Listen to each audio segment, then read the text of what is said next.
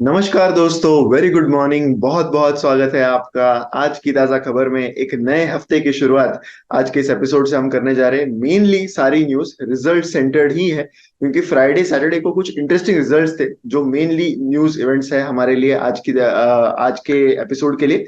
तो चलिए शुरू कर दें सबसे पहले ग्लोबल इकोनॉमी के साथ।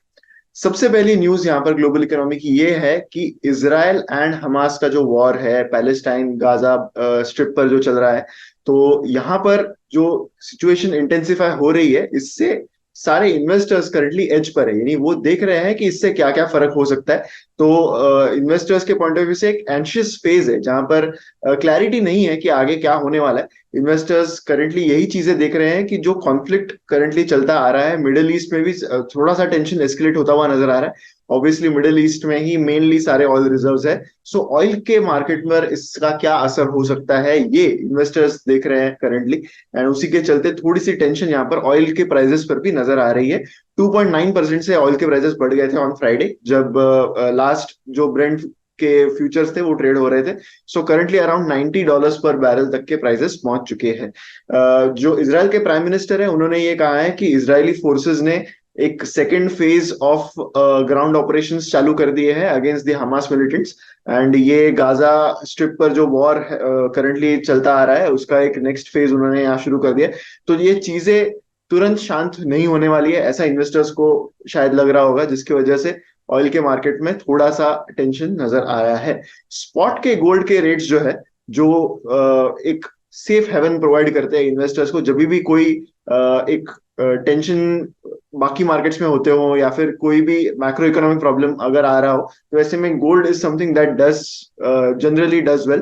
तो वही देखा गया कि ऑलमोस्ट ओवर 2000 रुपीज, $2000 से ये जो प्राइस है वो उनकी बढ़ गई है। This is the first price increase since the month of mid May, जो एक दिन में इतनी बड़ी इंक्रीज गोल्ड के स्पॉट रेट्स में देखी गई है। तो क्लियर है कि सारे इन्वेस्टर्स को यही एंजाइटी है कि ये जो वॉर की सिचुएशन है वो कितनी एस्केलेट होती है।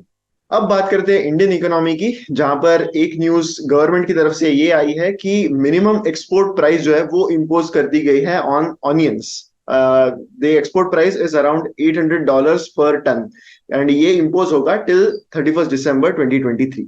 इसका रीजन यही है कि ऑनियन के प्राइसेस डोमेस्टिकली थोड़े बढ़ते हुए नजर आ रही है। तो गवर्नमेंट को यही टेंशन है कि कहीं एक्सपोर्ट की वजह से डोमेस्टिक कंजम्पशन, डोमेस्टिक के लिए सप्लाई जो है वो कम ना हो जाए, जिससे प्राइसेस बढ़ सकते हैं। तो इसी के चलते गवर्नमेंट ने एक मिनिमम एक्सपोर्ट प्राइस यहाँ पर लगा दी है। तो कोई एक्सपोर्ट पे कोई ड्यूटी वगैरह नहीं लगा दी है, उन्होंने बस ऐसा इंश्योर कर दिया है by imposing this minimum price कि अनियंस जो है वो एक्सपोर्ट मार्केट में थोड़े से अनकॉम्पिटिटिव हो जाएंगे इंडिया के, जिससे होगा ये कि जो भी ऑनियन के मर्चेंट्स हैं इंडिया में, तो वो एक्सपोर्ट की तरफ ना देखे एंड डोमेस्टिकली जो सप्लाई है वो प्रोवाइड करे। That is what the government wants here. Onion के प्राइसेस की अगर हम करंटली बात करें तो almost 65 to 80 kilograms, 80 rupees per kilogram currently हो गए हैं in the retail market. And supply जो है वो कम होने की वजह से ये प्राइसेस में बढ़ोतरी करंटली नजर आ रही है। फेस्टिव सीजन आ रहा है तो गवर्नमेंट को ये टेंशन रहेगी कि ऑनियन के प्राइसेस कहीं बहुत ज्यादा ना बढ़ जाए। ऑब्वियसली एक इलेक्शन ईयर भी आ रहा है, तो ऐसे में अनपॉपुलर चीजें करना गवर्नमेंट के लिए अच्छा नहीं होगा। सो गवर्नमेंट का बहुत ज्यादा मॉनिटरिंग हो सकता है about prices of some of the key commodities now.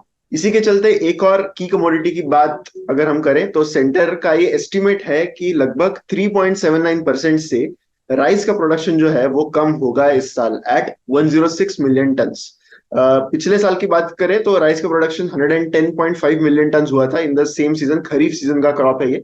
तो ऐसे में 110.5 मिलियन टन का प्रोडक्शन हुआ था राइस का। लेकिन इस साल पुअर रेनफॉल एक मेजर प्रॉब्लम रहा है, एंड जो की ग्रोइंग स्टेट्स है जहां पर राइस का प्रोडक्शन ज्यादा होता है, तो वहां पर पुअर रेनफॉल एक बहुत बड़ी दिक्कत रही है इस साल के प्रोडक्शन के लिए। ऐसा एग्रीकल्चर मिनिस्ट्री का कहना है as per the estimates released on Friday. जो एडवांस फूड ग्रेन प्रोडक्शन के एस्टिमेट्स है उसके हिसाब से बाकी कुछ क्रॉप्स लाइक मेज, उसके केस में भी थोड़ा सा प्रोडक्शन इस साल कम होगा ऐसा एस्टिमेटेड है। अराउंड 22.48 मिलियन टन का खरीफ का सीजन का मेज का प्रोडक्शन हो सकता है, जबकि पिछले साल में 23.6 मिलियन टन हुआ था। तो सारे ही क्रॉप्स में जो खरीफ बेस्ड क्रॉप्स है, जो इस सीजन जो सीजन अभी जस्ट खत्म हुआ है उसके बेस्ड क्रॉप्स है, एंड जो रीजन्स में मानसून थोड़ा सा सबड्यूड रहा था, तो वो क्रॉप्स में थोड़ा सा फर्क इस साल पड़ सकता है। So obviously price based prices of commodity based crops जो है वो एक कंसर्न होगा। एंड इसलिए हो सकता है कि आने वाले टाइम में बाकी जो ग्रेन्स है, बाकी जो कमोडिटीज है, उन पर भी एक एक्सपोर्ट का बैन गवर्नमेंट यहाँ पर लगा सकता है। अब बात करते हैं हमारे स्टॉक वाइज अपडेट्स की, जहां पर सबसे पहली अपडेट है about the big result that came out on Friday, that is Reliance industries. Overall अगर बात करें तो रिजल्ट काफी अच्छा रहा है रिलायंस के लिए। Q2 का रिजल्ट्स में नेट प्रॉफिट इंक्रीज हुआ है by 30% on year basis to 19,878 crore, despite O2C revenue dipping. यानी ऑयल टू केमिकल्स का जो मेन बिजनेस है रिलायंस इंडस्ट्री का, जो सबसे ज्यादा रेवेन्यू कंपनी को देता है, तो उसमें थोड़ा सा डिप देखा गया इन टर्म्स ऑफ रेवेन्यू। लेकिन मार्जिन काफी ज्यादा इंप्रूव हो गए, वो हम आगे बात करेंगे कि कैसे कैसे वो हुआ है। मेनली जो उनका रिटेल बिजनेस है, जियो का बिजनेस है, एंड अपस्ट्रीम बिजनेस है, यानी मेनली उनका एक्सट्रैक्शन बिजनेस भी जो है, जहां पर वो ऑयल का नेचुरल गैस का एक्सट्रैक्शन करते हैं इन द KG 6 बेसिन, तो वो भी काफी अच्छा रहा है कंपनी के लिए इस क्वार्टर में। जहां तक इबिडा की बात आती है, तो वो भी 30% से इंक्रीज हो गया है टू 44,867 करोड़। ये इस कंपनी का क्वार्टरली इबिडा है, तो आप समझ सकते हो कि इवन निफ्टी के पी रेशियो पर भी इसका बहुत बड़ा असर पड़ सकता है। हो सकता है we will see some decrease in the P ratio of Nifty, क्योंकि रिलायंस जैसी कंपनी जो इतने बड़े अर्निंग्स इंक्रीज पोस्ट कर रही है, 30% से नेट प्रॉफिट इंक्रीज हुआ है, तो ऑब्वियसली बात है कि निफ्टी का पी इससे थोड़ा सा कम हो सकता है। ये हमें आज देखना होगा। O2C बिजनेस का भी परफॉर्मेंस काफी रेजिलियंट रहा। हालांकि रेवेन्यूज उतने नहीं बढ़े, लेकिन मेनली जो मार्जिन है वो काफी अच्छे से इंक्रीज होते हुए नजर आए हैं। Even some of their other businesses are doing quite well. So like I mention, KG-D6 जो ब्लॉक है, उसमें काफी अच्छा प्रोडक्शन इस क्वार्टर में कंपनी का हुआ है। अगर हम शॉर्ट में बात करें about the three major businesses of Reliance and how they have done, O2C business में EBITDA for this quarter was 16,000 crore, 36% से इंक्रीज हो गया है on year basis. And the reason was कि मेनली उनकी जो गैसोलीन एंड PVC के margin है, वो काफी अच्छे से इंक्रीज हुए हैं compare to Q2 of FY23। इसके अलावा जो एक विंडफॉल टैक्स जो पिछले बेस क्वार्टर में होता था, ईयर क्वार्टर में होता था, वो इस क्वार्टर में नहीं था। एंड ऑब्वियसली इस क्वार्टर में क्रूड काफी अच्छे से इंक्रीज होता हुआ दिखा है, तो ऐसे में रिलायंस जैसी कंपनी एक्सपोर्ट करती है प्रोडक्ट्स को, एंड उससे एक अच्छा मार्जिन कंपनी को हासिल होता है। जियो की जहां तक बात आती है, तो प्रॉफिट इस क्वार्टर में जियो के बिजनेस से रहा है अराउंड 5,297 करोड़, जो 12% से इंक्रीज हुआ है। आरपू, जो जिसकी बात हमें सबसे पहले करनी चाहिए, दैट इज एवरेज रेवेन्यू पर यूजर, जो टेलीकॉम कंपनीज के लिए एक बहुत इंपॉर्टेंट मेट्रिक है, वो 181.7 रुपीज पर मंथ पर यूजर हो गया है कंपनी के लिए, which is a 2.5 percent increase on year basis. हालांकि इंक्रीज चाहे थोड़ी सी कम हो, लेकिन टेलीकॉम कंपनीज, जो मेन टेलीकॉम कंपनीज है एयरटेल एंड जियो, मेनली इसी पर कॉन्सेंट्रेट कर रही है कि हम 5G यूजर बेस बढ़ा दें, and then later they might switch to increasing some of the rates. So currently ARPU increase थोड़ा सा कम नजर आ रहा है, but it is still increasing at a slow pace right now. Retail business ने भी बहुत अच्छा किया है। रिटेल बिजनेस का प्रॉफिट अराउंड 2,790 करोड़ का हुआ है, which is an increase by 21%। Revenue from operations retail business के 77,000 करोड़ रहे, तो वो भी अराउंड 19% से बढ़ गए। फुटफॉल्स बहुत अच्छे से इंक्रीज हो रहे हैं रिलायंस के, ऑब्वियसली वो एक्विजिशंस करते रहते हैं, तो that also contributes a lot to the increasing revenue. पर मार्जिन के वाइज भी काफी अच्छा इंक्रीज नजर आ रहा है। ग्रोसरी एंड फैशन बिजनेस जो है, वो उसका जो ग्रोथ मोमेंटम है वो काफी स्ट्रांग बनता हुआ नजर आ रहा है, ऐसा कंपनी का कहना है। And this is despite festive season this time falling in Q3। तो पिछले साल में बेस क्वार्टर में फेस्टिव सीजन Q2 के जस्ट बाद था, तो ऐसे में फेस्टिव सीजन का फायदा उस क्वार्टर में हुआ था। इस साल फेस्टिव सीजन थोड़ा लेट है, तो उसके बावजूद Q2 के नंबर्स कंपनी के लिए काफी अच्छे रहे। तो this was all about Reliance. थोड़ा सा रिलायंस का कवरेज ज्यादा होता है, बिकॉज रिलायंस एक कंपनी इतनी बड़ी है, it's as big as some of the sectors that we have. So that was about Reliance. Another result that came out on Saturday, that is IDFC first bank. Q2 के results आए हैं। Net profit has increased by 35% to 751 crore. Net interest income भी काफी अच्छे से increase हुआ है। Overall results की अगर हम बात करें, तो काफी अच्छे रिजल्ट्स रहे IDFC फर्स्ट बैंक के लिए, which is kind of expected. जिस तरीके से उनका ग्रोथ मोमेंटम बढ़ता आ रहा है, so it was quite expected, लेकिन still the company has delivered in this quarter in terms of the numbers that they have reported. Net interest margin काफी अच्छे से इंक्रीज हुआ है टू 3,950 करोड़, जो 31% से बढ़ गया है।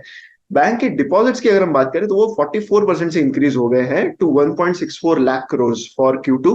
कासा डिपॉजिट्स भी 26% से ग्रो हुए हैं। सो कंपनी तो बैंक जो भी इनिशिएटिव्स ले रहा है to try and bring more and more depositors to their bank by giving them attractive rates on even savings account और एफडी अकाउंट्स। तो वो थोड़ा सा हेल्प करता हुआ नजर आ रहा है to increase the deposit book, the liability side of the bank. Asset quality की जहां तक बात आती है तो वो भी इंप्रूव हुई है इस क्वार्टर में। जो ग्रॉस एनपीए का नंबर है वो 2.11% रहा है, जबकि पिछले क्वार्टर में ये 3.18% रहा करता था। जो मेन चीज आईडीएफसी फर्स्ट बैंक को बहुत टाइम से होल्ड कर रही थी to keep growing, that was their infrastructure book, जो पहले की लेगेसी बुक थी बैंक की। तो उसके कंसर्न्स बैंक पे ज्यादा फ्लो होते हुए नजर आए थे, लेकिन currently that only constitutes 1.8% of the total funded assets of the bank. And इसके अगेंस्ट भी बैंक ने पहले भी कहा है कि उन्होंने एक प्रोविजन ले रखी है to protect against any possible losses that they will have against this infrastructure book. So overall हम कह सकते हैं कि काफी अच्छे रिजल्ट्स आईडीएफसी फर्स्ट बैंक ने Q2 के दिए। The next result that we have to talk about is NTPC, जिनका नेट प्रॉफिट सर्ज हुआ है by 38% on a year on year basis to 4,700 crores। Overall इस कंपनी के भी रिजल्ट्स काफी अच्छे रहे, ऑल्दो जो भी टेलविंड्स थे इस क्वार्टर में कंपनी के लिए काफी फायदेमंद रहे थे। एंड वही उनके नंबर्स में नजर आ रहा है। जो ग्रॉस पावर जनरेशन है कंपनी ने जो इस क्वार्टर में किया है, that was at 90 billion units, which is 5.63% higher than Q2 of FY23, जब 85 बिलियन यूनिट्स का टोटल पावर जनरेशन हुआ था। एनटीपीसी ऑब्वियसली एक largest integrated power utility company है। It contributes almost 25% of the country's power requirement. तो उस मायने में एक बहुत ही इंपॉर्टेंट कंपनी है। कंपनी के पावर रिक्वायरमेंट्स के पॉइंट ऑफ व्यू से अगर हम बात करें, फ्यूल कॉस्ट कंपनी के लिए ड्रॉप हो गई इस क्वार्टर में। That is the main reason why companies margins have done well during this quarter. Fuel cost जो है दैट ड्रॉप टू 25,600 करोड़, जबकि Q2 ऑफ FY23 में ये 27,000 हुआ करती थी। सो रेवेन्यू हालांकि ज्यादा नहीं बढ़ा है, लेकिन फ्यूल कॉस्ट बहुत ज्यादा घटने से कंपनी के मार्जिन्स बेटर रहे इन Q2 ऑफ FY24। सीडीएसएल ने भी अपने Q2 रिजल्ट्स डिक्लेयर किए सैटरडे को, एंड उनका जो कंसोलिडेटेड रेवेन्यू है that is increase by 35%, and same 35% increase उनके पैक्ट में भी नजर आई है, प्रॉफिट आफ्टर टैक्स में। द मेन रीजन इज कि डीमैट अकाउंट्स का ओपनिंग काफी अच्छा रहा है। एंड एक तरीके से अगर लास्ट 3 मंथ्स के आप ट्रेडिंग वॉल्यूम्स अगर आप देखो तो काफी अच्छा इंक्रीज करंटली ट्रेडिंग वॉल्यूम्स में नजर आ रहा है। हालांकि रिटेल ट्रेडर्स के पॉइंट ऑफ व्यू से that's not a very good sign, but companies that are linked to traders doing more and more activity are doing well in this quarter, even if you see the results of a company like Angel One। तो वैसा ही momentum CDSL के business में भी दिखा in Q2 of FY24। Demat accounts का opening इस quarter में 80 लाख का new demat accounts have been opened in this quarter, which is a huge number considering some of the previous numbers that CDSL has posted। And जो total demat accounts है वो company के हिसाब से are more than 9.62 crore right now. So ये जो growth momentum है वो कंपनी के लिए काफी बेटर होता हुआ नजर आ रहा है। ट्रांजैक्शन चार्जेस जो है उसमें काफी मेजर बढ़ोतरी कंपनी को इस क्वार्टर में मिली है, जिसकी वजह से उनका रेवेन्यू काफी अच्छे से बढ़ा है। इंडिया मार्ट के रिजल्ट्स की भी बात कर लेते हैं क्विकली। Q2 के रिजल्ट्स उनके फ्राइडे को आए थे। नेट प्रॉफिट मार्जिनली इंक्रीज हुआ है टू 69 करोड़, रेवेन्यू इंक्रीज हुआ है बाय 22%। ओवरऑल बेसिस पर अगर हम कहें तो रिजल्ट्स ठीक ठाक रहे कंपनी के। ठीक ठाक इसीलिए बिकॉज न्यू कस्टमर्स का एडिशन, न्यू सब्सक्राइबर्स का एडिशन, पेइंग सब्सक्राइबर्स जो होते हैं उसका एडिशन का टारगेट कंपनी का है of around 7,000 to 8,000 new suppliers पर क्वार्टर, लेकिन इस क्वार्टर में कंपनी ने सिर्फ अराउंड 2,000 सप्लायर्स ही ऐड किए हैं ऑन अ नेट बेसिस। तो वो कंपनी के लिए कंसर्न की बात है। रेवेन्यू फ्रॉम ऑपरेशंस में जंप हालांकि काफी अच्छा है, मेनली बिकॉज जो एवरेज रेवेन्यू पर यूजर है वो कंपनी का काफी अच्छा इंक्रीज हो गया है। तो इसका मतलब ये है कि it seems that more and more subscribers are opting for more premium plans of the company, जिसकी वजह से एवरेज रेवेन्यू पर यूजर कंपनी का इंक्रीज होता हुआ नजर आ रहा है। अल्ट्राटेक सीमेंट की अगली न्यूज है, जिन्होंने इन्वेस्ट करने का प्लान्स जारी किया है of rupees 13,000 crore to add production capacity by 21.9 MTPA. So the biggest cement player in India is planning to get even bigger as per this announcement by the company. So commercial production from these new capacities are expected to go upstream on a phased manner, ऐसा company का कहना है। So छोटे छोटे phases में ये capacity जो है वो बढ़ाई जाएगी, एंड FY26 ऑनवर्ड्स जो है ये कैपेसिटी जो है वो बढ़ने वाली है। इससे कंपनी की टोटल सीमेंट कैपेसिटी 187 MTPA तक हो जाएगी globally. So that is a huge number obviously. the biggest cement player in India, and they are going to get even bigger from their capacity addition plans. Commercial production जो है वो obviously जैसा मैंने कहा कि आगे शुरू होने वाला है, it's still some time for it.